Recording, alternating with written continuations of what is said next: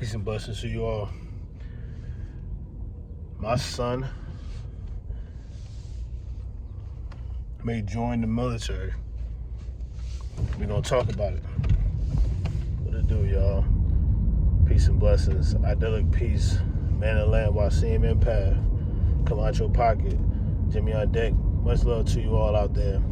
Peace and blessings always.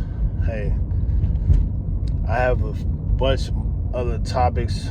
I was gonna say I have a bunch more other topics. I put all three of them together somehow. But I have a bunch of other topics that I would rather talk about first. But this one is the one that's weighing on my heart the most in these videos. I feel really good after I get done sharing because I know I'm most likely gonna repeat a certain sentiment that I have or a cliche learning of life that I was taught and instilled in that I just started respecting in these recent decades. I know I'm gonna repeat these things, but until that day, I wanna get right to the stuff that's weighing on me more instead of just being in the order. That's where it's gonna be natural, because I'm long-term thinking this. The more I continue to upload videos and share my opinion and my experiences, hopefully during that time, I've shared it in a way to where it really just brings me joy, you know? It brings me real therapy that I couldn't really get anywhere else but within myself. And that I can still get without videos, but just the fact that I'm still sharing out something that the world can see, that's the side of it that I don't mind putting out. I don't mind it, because there's other people out there.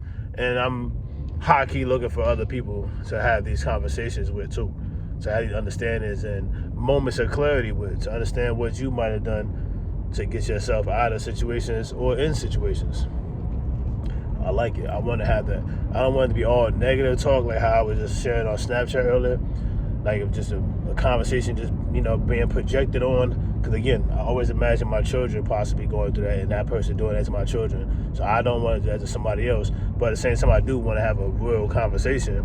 And if it does come out seem a little negative, then it is what it is. That's the part of life that hopefully that person I'm talking to understands and can reciprocate. And then we don't have to harp on it or even linger on it or even make it be as it's harping. We can just move on from it. We just acknowledge it, and what's understood don't gotta be explained. But most times, I feel like things that are understood, they need to be explained, especially when it comes to younger generations and people that just from different regions and cultures.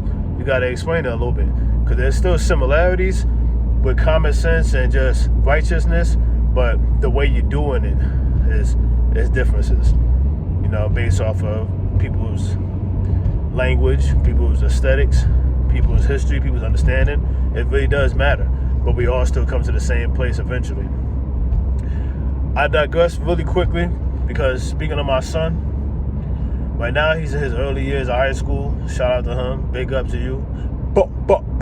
Like, that's my big man, love him. I remember when he was real young. It's really crazy because he was conceived on a Navy/Air Force base, so he was conceived in a military base. He's been on bases. He's been on, commands. I won't say which ones, but he's been on these places physically. He's seen me in early actions, in early ages, and he just has certain things instilled in him from, I would say, from the military, but also from my discernment from growing up in New Jersey too. But he definitely had a lot of that in him. That the military helped sharpen and fine, for real, as far as like attention to detail. That's the biggest thing that I got from the military, attention to detail, for surely. And being accountable that if you lack that attention, then something is not correct.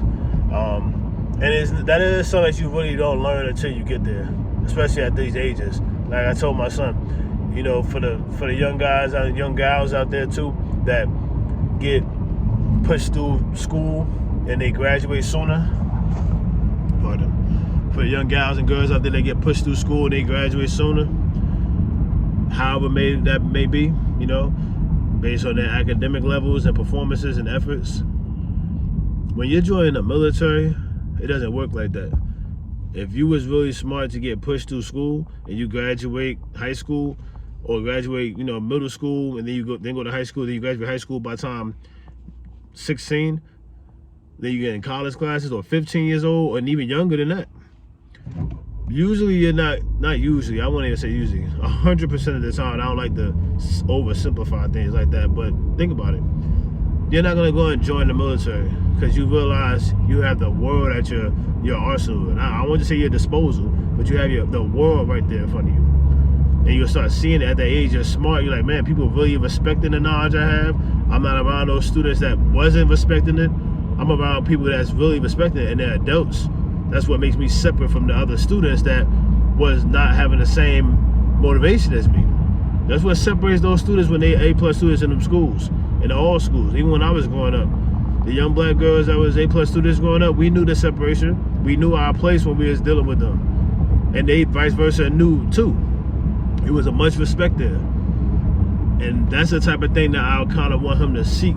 But you gotta kind of seek it on your own, because even when I was in school, if you don't apply yourself, you know, if you don't keep up with your studies, keep up with the tasks that's given, you're not gonna get there based off the faculty's merit.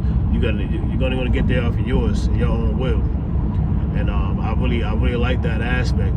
But again, back to speaking on how he is gonna get older and learn these type of things. You know, because he most likely will graduate at 18 and then get off into the world. I try my best to prepare him as much, but also ignored the signs that he wanted to join the military before it even was brought up. I completely ignored it because I thought it was just a hobby, and that's the interest in the history was really what it was that really sold me, because he loved the certain parts of the history when it comes to the war. And I told him, I don't really think you like the history. I don't really think you like the events. I think you like, you know, you like the soldiers. You like the guns. You like the ability to be able to go out there and shoot your gun and release and do that type of thing. And I'm not sure why you like that, son, because, you know, I don't know what you have built up inside of you that makes you want to release in that way. We box. You have other forms of relief, but that's what you like, because when he knows the story, he knows that it was cruel what happened in World War II and how America stepped in. He knows it was cruel what happened in Vietnam. He knows it was cruel going on right now with Operation Epic Fury. I'm not saying shaking my head to the people involved. I'm shaking my head to the name, to the categorization of that. Like, so disgusting. And that's exactly what they're doing over there. They think they're doing. They are doing. They're bringing fury epically, and it's ridiculous. It's mundane. So with him joining the military or preparing himself, I completely ignored it because he always liked certain video games too. There's a lot of modern military games. He always preferred the older ones. Now, when I'm saying that to you guys, y'all automatically like, how could you miss that? How could you not see that? But I'm a person that was in the military, so I really don't want to advocate for that, and he knows I haven't. So that's another reason why I kind of missed it too. And I was slowly watching it, because I'm a person that I spoke out as vocal when I was younger. So if I didn't want to do something with my mother, I would tell her. I would say it to my sister, my grandparents. I would say it as soon as they suggested something, or as soon as they said something like, man, the military ain't no place for a black man. The military ain't no place for no young people anyway to go sacrifice themselves, something like that, and he won't respond. But me, I would say something. I'm like, oh, wow, that's interesting, you know what I mean? Or I would agree at a certain age. He doesn't say anything. So when these are signs you gotta pick up from your young people, not just your children, but your young people. Not just your own children, but the young people. Whatever they're quiet on, you got them captivated in that moment. Or they're kind of currently dealing with that. They're kind of currently dealing with it. And mind you, it could be third party, it could be directly, it could be indirectly. But they're dealing with it because they've seen it, and you're catching them right there. You can see it in their faces. But especially when they're quiet about it. Especially when they're quiet. That's like one of the biggest things, especially for my son. Because I teach my son to really, really listen and understand and observe. So I know he was really listening too. But at the same time, you can see it in a lot of young people too. And adults as well. But for him to want to join, I'm still at the point where I want him to possibly go in as an officer so he could still get some college into him. I told him that I'm gonna set him up to go in as best as possible with the best success, with the best experience, and I really felt the best experience as an officer. Just off the fact of the information that they know before they come in. Sure, they have a certain stigma to them. You know, they come through newer but higher rank. That's something that you gotta deal with. But everybody gets their respect individually, unfortunately, based on who you are and how you carry yourself. And, you know, I feel like he's already gonna experience a whole different side of the world once he leaves West Virginia, where he's being raised at. And that's the same thing for me. When I left New Jersey, when I was being raised at, I'm gonna experience a whole different side of the world. So that part alone is already making me excited for him to just experience, but not in a way where you gotta go sign up for the military to serve what you think is the country, but you're really just serving the sailor, the brother and sister that's next to you. That's what you're serving. You're in debt to that person because you train with that person, your heart beats with that person, you sweat with that person, you bleed with that person, and that's really what it is. And I always try to teach them that when it came to even sports that they used to play. You know, you want to be a team player.